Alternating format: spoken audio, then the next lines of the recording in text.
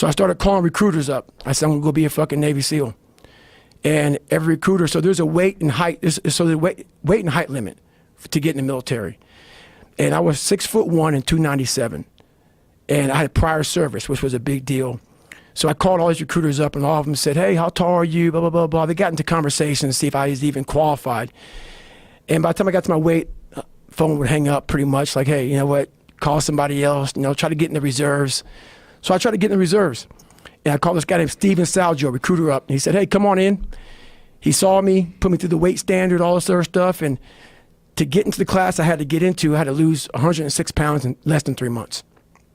So I was like, fuck that, I can't do that. I grabbed my chocolate milkshake and went back to Ecolab. I'm going back to work, man. This is my life.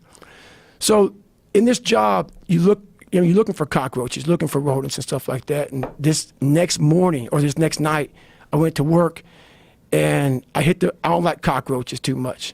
I hit the mother load of cockroaches. And this restaurant got full of cockroaches and rodents and everything else. And I sat there and I said, this is my life. I said, this is my life. You are exactly who the fuck, this is it. And I said, this ain't gonna be it for me. So in that restaurant, I quit my job, left my canister in that restaurant, my spray canister, got back in my Ecolab truck, and I went home.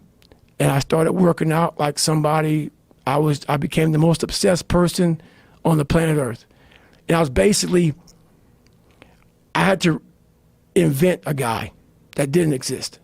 I had to invent a guy that can take any pain, any suffering, any kind of judgment, be called nigger, be called whatever the fuck in the world, and be able to stand in the fucking room and say, go fuck yourself.